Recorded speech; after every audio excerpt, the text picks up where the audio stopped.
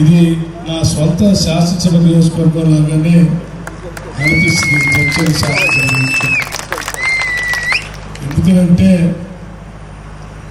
ఇది 1980లో సోదరులు మల్లు అనంతరాములు గారు ఇక్కడ పార్లమెంట్ సభ్యుడిగా పోటీ చేసిన దగ్గర నుంచి నాగర్ కర్నూలు లోక్సభ నియోజకవర్గంలో ఉన్న ఈ జడ్చర్ల శాసనసభ నియోజకవర్గంతో కూడా నాకు సన్నిహిత సంబంధం ఉంది. కాకపోతే 2007లో మాత్రం ఈ శాసనసభ నియోజకవర్గంలో సోదరులు డాక్టర్ మల్లు రవి గారు ఇక్కడ శాసనసభ్యుడిగా పోటీ చేసినప్పుడు నేను 2007 నేను డాక్టర్ వంశీచంద్రరెడ్డి గారు, ఇంకా ఇక్కడ ఉన్నటువంటి నిత్యానందన్ గారు, అశోక్ గారు, ఇంకా చాలా వినాజ్ గారు, ఇంకా చాలామంది స్థానికంగా ఉన్న నాయకులందరం కలిసి ఇక్కడే ఎన్నికలు అయ్యేంతవరకు ఉండి ప్రతి గ్రామంతో సంబంధాలు పెట్టుకొని యువజన కాంగ్రెస్ నాయకులు, ఎన్ఎస్వై నాయకులు, సీనియర్ నాయకులు అందరితో కలిసి చాలా పెద్ద ఎత్తున పనిచేశాం. నాకంటే ఎక్కువగా వంశీచంద్రరెడ్డి గారు చేసేటప్పుడు ఆయన నా పేరు చెప్తా ఉన్నాడు, కానీ యువజన కాంగ్రెస్ నాయకుడిగా ప్రతి గ్రామంలో సన్నిహిత సంబంధాలు పెట్టుకొని పెద్ద ఎత్తున ఆనాడు కాంగ్రెస్ శాసనసభ స్థానం గెలవటానికి వారందరూ కృషి ఉంది. అందులో నేను కూడా పాల్పంచుకున్నందుకు నా అదృష్టంగా నేను భావిస్తూ ఉన్నాను. ఎందుకంటే జడ్చర్ల శాసనసభ నియోజకవర్గం ఎందుకో కానీ కొంత కాంగ్రెస్ పార్టీకి దూరంగా ఉన్నటువంటి నియోజకవర్గం. 78లో నర్సప్ప గారు గెలిచారు, 89లో సుధాకర్ రెడ్డి గారు గెలిచారు, మళ్ళీ 2007-8లో మల్లు రవి గారు, తర్వాత ఇది రాదు వాళ్ళ చేతికి అనుకున్న తరుణంలో సోదరులు అనిరుద్ధ రెడ్డి గారు పోటీ చేసి జడ్చర్ల శాసనసభ నియోజకవర్గంలో కాంగ్రెస్ పార్టీ గెలిచారు. అంటే మొదటి నుంచి కొంత కాంగ్రెస్ పార్టీ దూరంగా ఉన్నటువంటి నియోజకవర్గాలు అభివృద్ధి కొంత దూరం, కాంగ్రెస్ పార్టీ శాసనసభ్యులు లేకపోతే కొంత అభివృద్ధి కూడా దూరంగా. అటువంటి శాసనసభ నియోజకవర్గంలో కాంగ్రెస్ పార్టీ అభ్యర్థులు గెలిచినప్పుడే ఇక్కడ అభివృద్ధి కార్యక్రమాలు జరిగే తప్ప మిగతా శాసనసభ్యులు ఉన్నప్పుడు ఎప్పుడూ ఏమాత్రం అభివృద్ధి జరగలేదు. ఇక్కడ మళ్ళీ అనిరుద్ధ రెడ్డి గారు గెలిచారు. గెలిచిన మరుక్షణం నుంచే జడ్చర్ల శాసనసభ నియోజకవర్గ అభివృద్ధి కోసం ఏమేమి చేయాలనేటువంటి ఆలోచన మనందరితో మాట్లాడుతూ సాధ్యమైనంత వరకు ఇక్కడ నిధులు తీసుకొని రావడం కోసం వారు ప్రయత్నం చేస్తూ ఉన్నారు. వారిని నేను మనస్ఫూర్తిగా అభినందిస్తూ జడ్చర్ల శాసనసభ నియోజకవర్గం ఇంకా బాగా అభివృద్ధి చెందాలని నేను హృదయపూర్వకంగా కోరుకుంటున్నాను. అట్లాగే మరొక ముఖ్య విషయం కూడా ఇప్పుడే డాక్టర్ వంశీచంద్రరెడ్డి గారు చెప్పారు.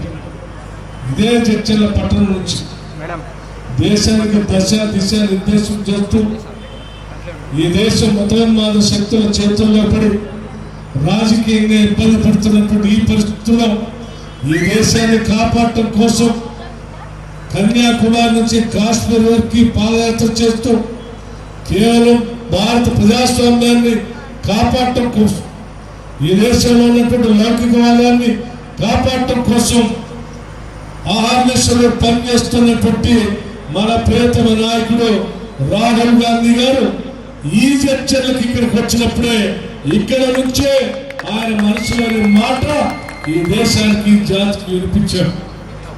అది మామూలు విషయం కాదు. భారతదేశ చరిత్రలో ఒక చారిత్రాత్మకమైనటువంటి విధానపర నిర్ణయాన్ని ఈ చర్చల నడిమడి నుంచి వారు మాట్లాడుతూ ఒక మాట చాలా స్పష్టంగా చెప్పారు. ఈ దేశంలో ఉన్నటువంటి సంపద, ఈ దేశంలో ఉన్నటువంటి వనరులు కొద్ది మంది చేతుల్లోకి పోతా ఉన్నాయి. అటువంటి సంపదని, వనరుల్ని ఈ దేశంలో అత్యధిక శాతంగా ఉన్నటువంటి బలహీన వర్గాలకు కూడా అందించాలి. అందించకపోతే చాలా నష్టం జరుగుతుందని చెప్పి ఆ బలహీన వర్గాల కోసం కుల గణన జరగాలి. అది జరిగితే ఈ రాష్ట్రంలోనే కాదు దేశంలో ఉన్న సంపదంతా ఆ లెక్కల ప్రకారం పంచడానికి అవకాశం ఉంటుంది.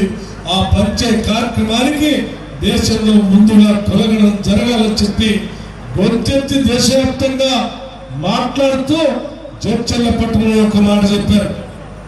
ఇప్పుడు జరిగే ఎన్నికలు దేశ ఎన్నికల కంటే ముందు ఈ రాష్ట్రంలో ఎన్నికలు జరుగుతూ ఉన్నాయి.